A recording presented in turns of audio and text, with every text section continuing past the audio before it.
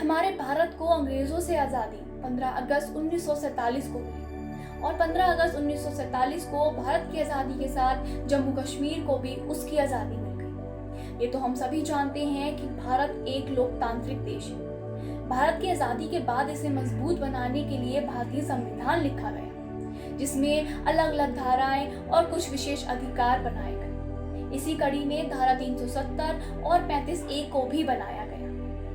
बस तभी से लेकर अब तक राजनीति में ये दोनों धाराएं एक मुद्दा बनी हुई। ये दोनों धाराएं भारत के मुख्य राज्य जम्मू कश्मीर को भारत के अन्य राज्यों से ज्यादा अधिकार और कुछ विशेष अधिकार प्राप्त कराती हैं। तो चलिए जानते हैं कि आखिर क्या है धारा 370 और 35A। नमस्कार, आप देख रहे हैं पोस्टफुल न्यूज़ मीडिया और मैं आपके साथ सलीम सर। आर्टिकल 35A को तत्कालीन राष्ट्रपति डॉक्टर राजेंद्र प्रसाद ने एक आदेश पारित करके भारत के संविधान से जोड़ा था, जबकि आर्टिकल 370 को भारतीय संविधान में पूर्व प्रधानमंत्री जवाहरलाल नेहरू और जम्मू कश्मीर के महाराज हरि सिंह के हुए समझौते के बाद जोड़ा गया था।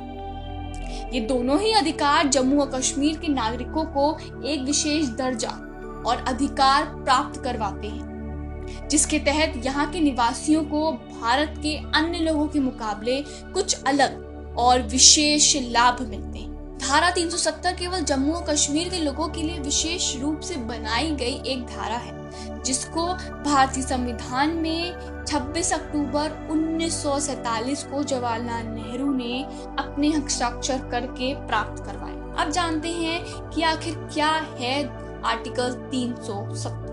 भारत के तिरंगा सभी राज्यों में एक समान है। वहां किसी भी राज्य का अपना कोई राष्ट्र ध्वज भी नहीं है, लेकिन जम्मू कश्मीर एकमात्र भारत का ऐसा राज्य है जिसका अपना ही एक विशेष राष्ट्र ध्वज है। दूसरा आता है दोहरी नागरिकता।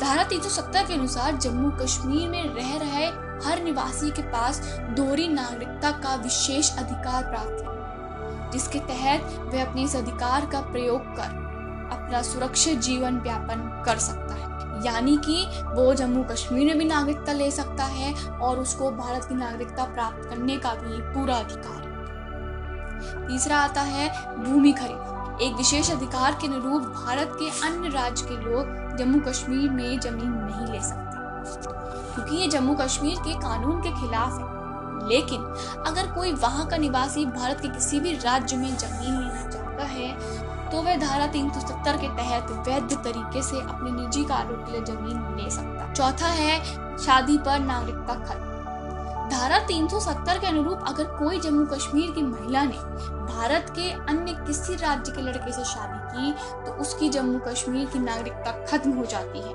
फिर वह केवल अपने पति के राज्य की नागरिक कहलाएगी। पांचवा है पाकिस्तानी को भारत की नागरिकता प्राप्त। इस विवादित धारा के अनुकूल अगर कोई जम्मू कश्मीर की महिला किसी भी कारण से किसी पाकिस्तानी व्यक्ति से शादी करती है तो उसके पति को स्वयं ही जम्मू कश्मीर की नागरिकता प्राप्त हो जाएगी। साथ ही जम्मू कश्मीर में रह रहे पाकिस्तानियों को भी जम्मू कश्मीर की नागरिकता मिल जाएगी। छठा है विधानसभा कार्यालय। भारत में राजनीतिक प्रणाली के अनुसार सभी राज्यों में विधानसभा का कार्यकाल 5 साल का तय किया गया है, लेकिन जम्मू कश्मीर एक ऐसा राज्य है जहां पर विधानसभा का कार्यकाल 6 साल तक चलता है। सातवां है सिखों और हिंदुओं को आरक्षण नहीं। धारा 370 के अनुसार जम्मू कश्मीर में रह रहे सिख और हिंदू धर्म के लोगों को 16% आरक्षण नहीं दिया जाता और ना ही वह इसके लिए आवेदन कर सकते हैं। अब हम बात करते हैं कि आखिर कहां से आया अनुच्छेद 370। उल्लेखनीय ये है कि पूर्व में पाकिस्तान और भारत एक ही साथ था, लेकिन 1947 के बाद इन दोनों देशों को अलग अलग किया गया था। वह उस समय के राजा हरि सिंह के साथ में जम्मू कश्मीर की सत्ता थी और वहां के राजा का पद संभाल रहे थे और वह पूर्ण रूप से स्वतंत्रता चाहते थे। लेकिन उस दौरान पाकिस्तान देश के समर्थक कबीलाई ने जम्मू कश्मीर पर भारी आक्रमण कर दिया।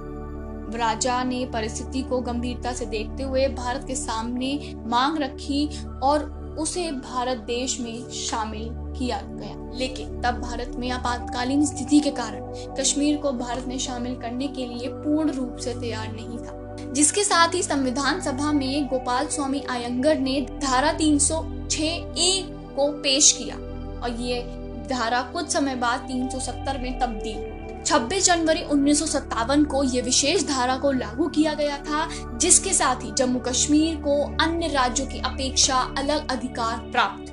सवाल दूसरा ये आता है, क्या आर्टिकल 370 को हटाया जा सकता है? जी हाँ, आर्टिकल 370(3) राष्ट्रपति के आदेश से इसे हटाने की अनुमति देता है।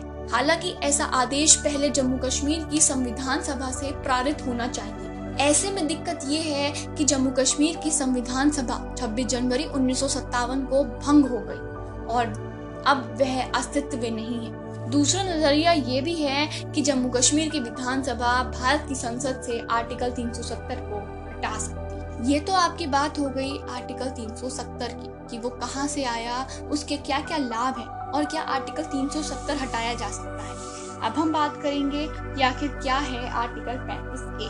आर्टिकल 35A संविधान में शामिल वो प्रावधान है जो जम्मू और कश्मीर विधानमंडल को ये अधिकार प्रदान करता है कि वह तय करे कि जम्मू और कश्मीर का स्थायी निवासी कौन है, किसे इस राज्य में नौकरी का विशेष अधिकार है, किसे संपत्ति खरीदने का अधिकार होगा, किसे जम्मू और कश्मीर विधानसभा चुनाव में वोट डालने का अधिकार होगा और छात्रवृत्ति तथा अन्य सार्वजनिक सहायता और किसे सामाजिक कल्याण कार्यक्रमों का लाभ मिले। आर्टिकल 35A में यह प्रावधान है कि यदि राज्य सरकार किसी कानून को अपने हिसाब से बदलती है तो उसे किसी भी कोर्ट में चुनौती नहीं दी जा सकती। आर्टिकल 35A को 14 मई 1954 को तत्कालीन राष्ट्रपति डॉक्टर राजेंद्र प्रसाद के एक आदेश पर पारित किया था।